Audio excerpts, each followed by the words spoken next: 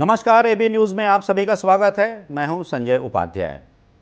अरुणाचल प्रदेश की सेला टनल की चर्चा है।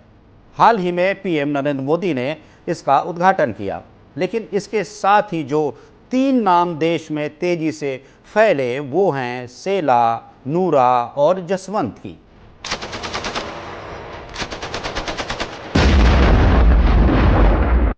बात है नवंबर 2062 की। चीन ने तब भारत पर हमला बोल दिया था। जंग चलते हुए 27 दिन बीत चुके थे। 28वें दिन चीनी सैनिकों ने अरुणाचल के तवांग सेक्टर पर हमला बोल दिया। उनके निशाने पर सेला पास से 20 किलोमीटर ऊपर खारसा ओल्ड सेक्टर में तैनात भारतीय सेना की गढ़वाल राइफल्स की 4थी बटालियन थी। इस हमले में ज़्यादातर भारतीय जवान शहीद हो गए। बस बच पाए तो राइफलमैन जसवंत सिंह रावत। लेकिन 10,000 फीट की ऊंचाई पर अकेले जसवंत सिंह ने चीनी सैनिकों को कई दिनों तक रोके रखा। जसवंत सिंह अकेले इस जंग में नहीं थे, उनके साथ दो स्थानीय लड़कियां भी थी, सेला और नूरा।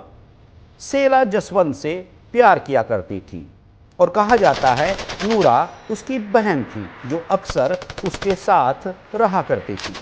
जसवंत की मदद के लिए सेला और नूरा ने बड़े पैमाने पर शहीद सैनिकों की बंदूकें रेडी टू फायर मोड में सेट कर दी और बीच बीच में फायर करते रही। इस तरह कई दिनों तक चीनी सैनिक समझ नहीं पाए कि बटालियन में कितने सैनिक जिंदा हैं। इस जवाबी कार्रवाई में चीनी सेना के 300 से अधिक सैनिक मारे गए, जिसे बाद में चीन ले जा भी न सका।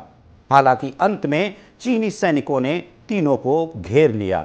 हमले के दौरान सेला ग्रेनेड हमले में मारी गई, जबकि नूरा को चीनी सैनिकों ने पकड़ लिया। कहा जाता है कि जसवंत ने खुद को गोली मार ली थी। मीडिया रिपोर्ट दावा करती है कि चीनी सैनिक जसवंत का सिर काट कर ले गए थे, जिसके बाद कमांडर ने इसे भारत को लौटा दिया।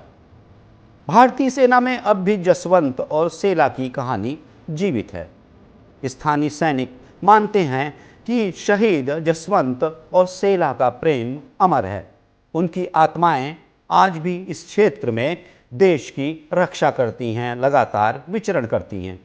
यही वजह है कि वहाँ सेला पास पहले से था और अब दुनिया की सबसे लंबी डबल लेन टनल सेला के नाम से बनाई गई है।